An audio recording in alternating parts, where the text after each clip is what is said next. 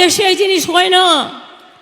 সারা পৃথিবীতে এটা লজ্জার যা এই দেশের সরকার করছে। আমি এটাও জানি আইএস আইপিএস অফিসারদের যার যে রাজ্যে বাড়ি সেখানকার চিফ মিনিস্টারদের দিয়ে ফোন করানো হচ্ছে এবং করিয়ে বলানো হচ্ছে বিজেপির পক্ষে যেন কাজটা করো। আমাকে আপনারা না বলেছেন হয়তো, কিন্তু আমি জেনেছি আমার সোর্স থেকে। একটা পার্লামেন্ট ইলেকশনে জেতা মানে গায়ের জোর নয়। একটা সরকার মেজরিটি পেতে পারে, মাইনরিটি পেতে পারে, তাই বলে একদিনে 147 জন এমপিকে আপনারা ঘাড় ধাক্কা দিয়ে বের করে আইপিসি কোডও চেঞ্জ করে দিয়েছিলেন। কি যে করেননি তার কোনো ঠিক নেই। মতুয়া মা বোনেরা জেনে রাখুন, ইউনিফর্ম সিভিল কোড করছে, কাল আবার মিথ্যে কথা বলতে আসছে। আবার বিজেপি নেতারা কালকে মিথ্যে কথা বলতে আসছে মহুয়ার এখানে। তার কারণ মহুয়াকে নিয়ে ওদের খুব জ্বালা। মহুয়া যে মুখের ওপর কথা বলে দেয়, আর মহুয়া যে ওদের চমকায় না, আর মহুয়া যে ওদের ভয় পায় না। তৃণমূলটা লড়াই করে বাঘের বাচ্চার মতো। তাই ও বলে দিয়েছিল দেশে কি চলছে, কি রাগ। আমদানির পক্ষে হয়ে কেন আমদানির বিরুদ্ধে বলবে? দুই, বিদেশের কিছু কিছু লোককে, আরে কার সাথে কার বন্ধুত্ব খুঁজে বের করতে গেলে, কেঁচো খুঁড়তে গেলে সাপ বেরিয়ে যাবে। কেঁচো খুঁড়তে গেলে দিল্লির নেতাদের সাপ বেরিয়ে যাবে। কি বলতে আসবেন?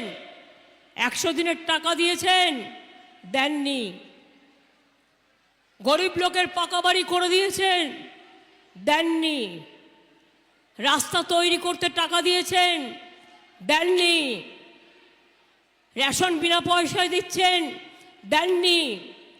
রোজ মিথ্যে কথা বলছে, রোজ রোজ।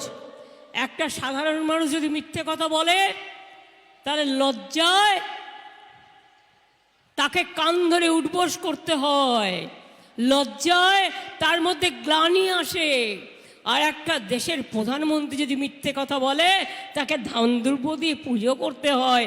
এই হয়ে গেছে আজকে দেশের অবস্থা। কোনো দেশে এই জিনিস হয় না। সারা পৃথিবীতে এটা লজ্জার যা এই দেশের সরকার করছে।